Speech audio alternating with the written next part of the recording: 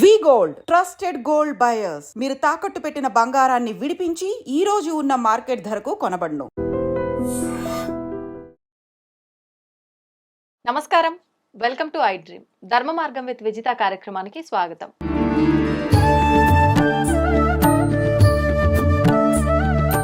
ప్రస్తుతం మనతో పాటు ఉన్నారు ప్రముఖ ఆధ్యాత్మికవేత్త జ్యోతిష్య పండితులు సుభాష్ శర్మ గారు. ఇప్పుడు వారితో మాట్లాడి మరిన్ని విషయాలు తెలుసుకుందాం. నమస్కారం గురుగారు. గురుగారు, ఏ పూజ చేసినా మొదటగా వినాయకుడికి పూజ చేస్తూ ఉంటాం. ఆయన కోసమే ప్రత్యేకించి ఏదైనా రోజు పూజ చేయాల్సి వస్తే గనక ప్రతి నెలలో మనం సంకష్టహర చతుర్థి రోజు ప్రత్యేకించి ఆయన కోసమే పూజా విధానం ఆచరిస్తూ ఉంటాం. అయితే కొంతమంది ఎప్పటికప్పుడు ఆ రోజే పూజా విధానం ఆచరించి ఉపవాసం ఉండి చేసుకునేవారు ఉంటారు. దాన్ని వ్రతంగా కొన్ని నెలలు సంవత్సరాల పాటు చేసేవాళ్ళు ఉంటారు. అయితే ఏ విధంగా చేయాలి ఈ సంకష్టహర చతుర్థి పూజా విధానం? ఈ మాసంలో ఏ రోజున వచ్చింది? తప్పకుండా తెలియజేస్తున్నాం. ముందుగా ప్రేక్షకులందరికీ శ్రీమాత్రే నమః, శ్రీ గురుభ్యో నమః. ఓం గణానాహం త్వా గణపతికం భవామహే కవిం కవీనాముపమష్టవష్టవం జ్యేష్ఠరాజం బ్రహ్మణాం బ్రహ్మణస్పద ఆనశృణవన్నోతిభిస్సీద సాదనం. శ్రీ మహాగణాధిపతయే నమః. గణపతికి ఒక ప్రత్యేకమైనటువంటి పేరుంది. ఏంటి అంటే విఘ్నములను దూరం చేసేటటువంటి వాడు, విఘ్న నివారకుడు అని పేరు. అంటే ప్రతి మనిషి జీవితంలో ఎన్నో రకాలైనటువంటి ఆటంకాలు ఇప్పటి నుంచే కాదు, కృతయుగం నుంచే ఉన్నాయి. కృతయుగం నుంచి మొదలుకుంటే గనక త్రేతాయుగం, ద్వాపరయుగం, కలియుగం. కలియుగానికి వచ్చేసరికి మనిషి ఏది మొదలు పెడదామనుకున్నా కూడా విఘ్నాలు లేకుండా ఏ పని కూడా పూర్తి కాదు. ప్రతి ఒక్కదానికి ఏదో చిన్న విఘ్నమో, మాట విఘ్నమో, లేదంటే డబ్బు విఘ్నమో, లేదు అంటే ఏ ఇతర విఘ్నాలు ఏవో ఒకటి జరుగుతూనే ఉంటాయి. కాబట్టి విఘ్నాలకు అధిపతి అయినటువంటి వాడు విఘ్నేశ్వరుని ఆరాధించడం ద్వారా విఘ్నములు దూరమైపోతాయని శాస్త్ర ప్రతీకగా చెప్పడం జరిగింది. కాబట్టి విఘ్నాలను దూరం చేసేటటువంటి వాడు కాబట్టి శాస్త్ర ప్రతీకగా చెప్పడం జరిగింది. అలాగే విఘ్నేశ్వరుని ఆరాధించడం అనేటటువంటిది కేవలము నెలకొకసారి వచ్చే సంకష్ట చతుర్థి నాడే ఆరాధిస్తే విఘ్నాలు దూరం అయిపోతాయి అని ఇది కాదు. నిజంగా ఈ కలియుగంలో మనం ఆచరించాల్సింది ఏంటో తెలుసా అంటే, ప్రతి ఒక్కరి జీవితంలో ఉదయం లేచినప్పటి నుంచి రాత్రి పడుకునేంత వరకు ముగ్గురు దేవతల యొక్క స్మరణ చేసుకోవాలని శాస్త్ర ప్రతీక. ఒకటి శివుడు, రెండు గణపతి, మూడు సుబ్రహ్మణ్య స్వామి. ఈ ముగ్గురు దేవతలను ఎవ్రీడే ఒక్కసారైనా సరే మనసులో తలుచుకుంటే చాలు అని చెప్పేసి శాస్త్రవచనం. లేదు అంటే శివాయ నమః, లేదంటే గణపతయే నమః, లేదంటే సుబ్రహ్మణ్యాయ నమః అని మూడు కాలాల్లో ఏదో ఒక సమయంలో ఈ మూడు పేర్లను తలుచుకుంటే చాలట. ఎన్ని విఘ్నాలున్నా కూడా అన్నిటినీ పటాపంచలు చేసేటటువంటి నామాలు ఈ మూడు నామాలట. అలాగే ప్రత్యేకంగా నెలకు ఒకసారి వచ్చేటటువంటి సంకష్టహర చతుర్థి అంటే ఏంటి అంటే కష్టములను దూరం చేసేటటువంటిది, అలాగే పాపములను హరింపజేసేటటువంటిది, విఘ్నేశ్వరుడి యొక్క సకల విధములైనటువంటి అనుగ్రహాన్ని మనం అందిపుచ్చుకునేటటువంటిది సంకష్టహర చతుర్థి అని చెప్పడం జరిగింది. అంటే ప్రతి ఒక్కరికి, ప్రతి ఒక్క దేవతలకు వారి వారి యొక్క స్థానాల్లో ప్రత్యేకంగా పూజించాలి అంటే శివుడికి శివరాత్రి ఎలాగో, విష్ణుమూర్తికి వైకుంఠ ఏకాదశి ఎలాగో, విఘ్నేశ్వరుడికి సంకష్టహర చతుర్థి అలాగా. మనకు సంకష్టహర చతుర్థి అంటే జీవితంలో మనుషులకు ఎన్నో కోరికలు ఉన్నాయి. ఆ కోరికలు నెరవేర్చుకోవడానికి పర్టికులర్గా మనకు ఒక భగవంతుని ఆశ్రయించాలి. తొందరగా సులభంగా వరాలు ఇచ్చేటటువంటి భగవంతుడు ఎవరైనా ఉన్నారంటే అది విఘ్నేశ్వరుడు. అందుకే కలౌ చండిహి వినాయక అని శాస్త్రము. అంటే కలియుగంలో శీఘ్రంగా వరాలు ఇచ్చేటటువంటి వారు ఒకటి అమ్మవారు, రెండు విఘ్నేశ్వరుడు అని శాస్త్ర ప్రతీక. అందుకే విఘ్నేశ్వరుని ఆరాధన చేసుకోవడానికి సంకష్టహర చతుర్థి పెట్టినటువంటిది పేరు. ఎందుకు చేసుకోవాలి అంటే మనిషి నిత్య జీవితంలో మనిషికి అవసరమైనటువంటి ఏవైతే జీవన విధానాలు కొన్ని ఉంటాయి, ఆ జీవన విధానాల్లో సంకల్పము అంటే ఇష్టకామ్యార్థాలను తీర్చుకోవడానికి ఈ సంకష్టహర చతుర్థి ప్రతి మనిషి జీవితంలో ఉపయోగపడుతుంది. వివాహం కానటువంటి వారు, సంతానం లేనటువంటి వారు, ఉద్యోగం లేనటువంటి వారు, జీవితంలో ఎన్నో రకాలైన సమస్యలతో బాధపడుతున్నటువంటి వారు, లేదా నేను ఒక బిజినెస్ పెట్టాను, లేదా నేను ఏదైనా వ్యాపారం పెట్టాను, దానికి ఎన్నో రకాల ఆటంకాలు ఎదురవుతున్నాయి, ఏదైనా పని ప్రారంభం చేద్దామని అనుకుంటున్నాను అది మధ్యలోనే ఆగిపోతుంది అని అనుకునే ప్రతి ఒక్కరూ కూడా ఈ సంకష్టర చతుర్థిని వినియోగించుకోవాలి. కొంతమంది అడిగినటువంటి ప్రశ్న ఏంటంటే సంకష్టర చతుర్థి కంపల్సరీగా పీట పెట్టుకునే చేసుకోవాలా, దానికి ప్రత్యేకమైనటువంటి సమయం కేటాయించాలని చాలా మంది అడుగుతుంటారు.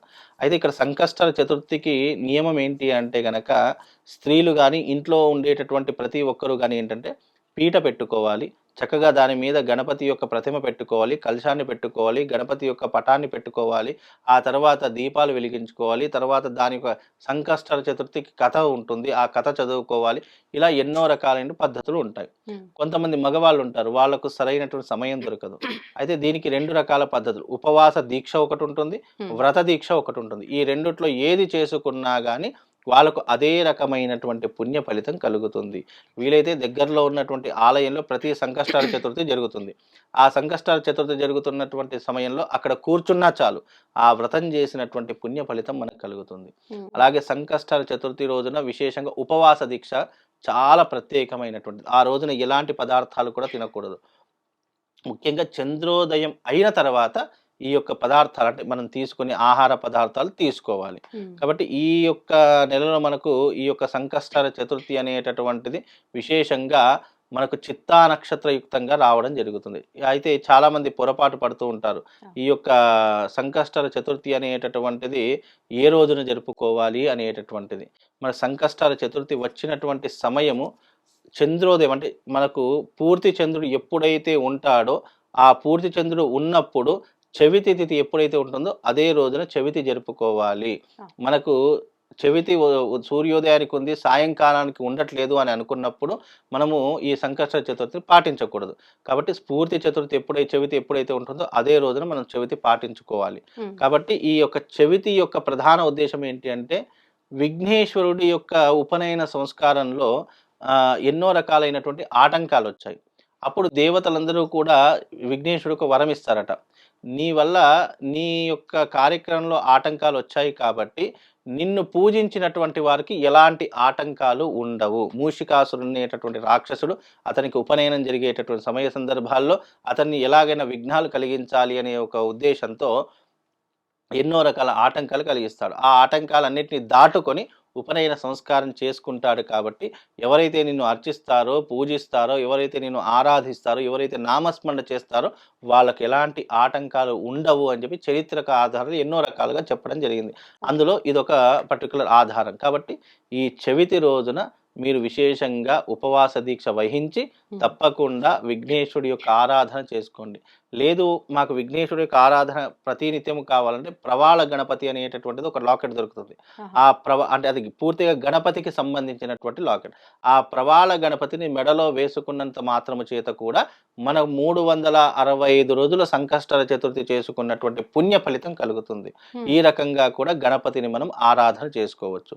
ఆ ప్రవాళ గణపతి వేసుకోవడం ద్వారా మనకు విద్య పరంగా కానీ, అలాగే ఉద్యోగ పరంగా కానీ, మనకు వ్యాపార పరంగా కానీ, అలాగే వివాహ పరంగా, సంతాన పరంగా, ఆరోగ్యపరంగా అన్ని రకాలుగా గణపతి ఎల్లప్పుడూ కూడా వాళ్ళ వెన్నంటే ఉండి వాళ్ళని సంరక్షిస్తాడు అని చెప్పి కూడా శాస్త్రపతి. ఇది ఎవరు వేసుకున్నారు అంటే పూర్వకాలంలో దూర్వాస మహర్షి ఈ యొక్క గణపతి యొక్క తంత్రంలో ఈ విధానం చెప్పడం జరిగింది.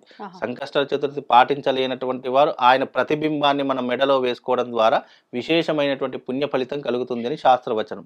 అది ఎలాంటి గణపతి వేసుకోవాలి? ప్రవాళ గణపతి మాత్రమే వేసుకోవాలి. ఎవరైనా వేసుకోవచ్చు. అది బంగారంతో చేసినా అంత ఫలితం రాదు, వజ్ర వైడూర్యాలతో చేసినా అది కేవలం ప్రవాళ గణపతితో మాత్రం, అంటే పగడపు గణపతిని మాత్రమే వేసుకోవాలి. దానికే చాలా ప్రాధాన్యత. అది 1000 బంగారు నాణ్యాలతో సమానమట ప్రవాళం. అలా వేసుకోవడం ద్వారా కూడా పుణ్యము పురుషార్థం కలిగి గణపతి యొక్క సంపూర్ణమైనటువంటి అనుగ్రహం కలుగుతుంది. ఎక్కడ దొరుకుతుంది గురుగారు? ఇది ఎక్కడైనా దొరుకుతుంది, ఏ షాప్ లోనైనా దొరుకుతుంది. ప్రవాళ గణపతి అంటే వాళ్ళు ఇస్తారు. మళ్ళీ అది మెడలో వేసుకునేటప్పుడు ప్రత్యేకించి ఏదైనా పూజ చేయించడము, దానికి తప్పకుండా పూజ చేయించుకునే వేయించుకోవాలి. ఇప్పుడు చాలా మట్టుకు ఈ సంకష్ట చతుర్థి రోజున ఏం చేస్తామంటే మేము ఈ సంకష్ట చతుర్థి రోజున మోదక యాగం అని చెప్పి చేస్తూ ఉంటాము. ఆ మోదక యాగంలో సపరేట్ గా చాలా మంది ఏంటంటే ఈ ప్రవాళ గణపతి కావాలి అని చెప్పేసి అన్నటువంటి వాళ్ళకి మేము ఏం చేస్తామంటే ఆ మోదక యాగంలో ఆ గణపతి యొక్క లాకెట్ని అక్కడ పెట్టి పూజించి అభిషేకించి ఎవరికైతే ఆరోగ్యం బాగాలేదో ఎవరికైతే ఆర్థిక సమస్యలు ఉన్నాయో వాళ్ళందరికీ ఏం చేస్తే ఆ ప్రవాళ గణపతి పూజ చేసి వాళ్ళకి పంపించడం జరుగుతుంది. ఎవరికైనా కావాలన్నా కూడా మేము పంపించడం జరుగుతుంది. ఎవరికైనా కావాలన్నా కూడా మీరు మమ్మల్ని సంప్రదిస్తే ఆ ప్రవాళ గణపతి కూడా ఇచ్చేటటువంటి ప్రయత్నం చేస్తాం. మేము వేసుకున్న వారి నియమాలు ఏమైనా పాటించాలి? నియమాలంటూ ఏమీ ఉండవమ్మ దానికి, ఎందుకంటే అది మనకు రక్షణ కోసం వేసుకున్నటువంటి గణపతి కాబట్టి అది రక్షణ కోసం వేసుకున్నటువంటి గణపతికి నియమ నిష్టలు అంటూ ఏమీ ఉండవు. అది వేసుకోవడం ద్వారా మనకు మనం కంట్రోల్లో ఉండడానికి, మనం గణపతి యొక్క రక్షణ పొందడానికి అది వేసుకున్న తర్వాత ఆటోమేటిక్గా మనిషిలో కూడా 100% మార్పు వచ్చేటటువంటి అవకాశము ఆ ప్రవాళ గణపతి ద్వారా కలుగుతుంది. అంటే చెడు మార్గంలో వెళుతున్నటువంటి వ్యక్తిని కూడా సన్మార్గంలో పెట్టేటటువంటి గణపతి ఆ ప్రవాళ గణపతి. అది చాలా శక్తివంతమైనటువంటి, ఎందుకంటే అది దూర్వాస మహర్షి అభయం ఇచ్చినటువంటి దానికి కూడా ఒక చారిత్రకమైనటువంటి కథ ఉంది. ఆ కథ వింటే అందరికీ అర్థమవుతుంది, కానీ అంత చెప్పలేం కాబట్టి అదేంటంటే ఆ గణపతి వేసుకోవడం వల్ల సంకష్టాల చతుర్థి మీరు ఈ ప్రపంచంలో ఎక్కడున్నా కూడా చేసుకునేటటువంటి అవకాశం. కేవలం చేతులు జోడించి నమస్కారం చేసుకున్నా మనం పూర్తిగా పూజ చేసినటువంటి పుణ్య ఫలితం దాని ద్వారా కలుగుతుందండి. ధన్యవాదాలు గురుగారు. శ్రీమాత.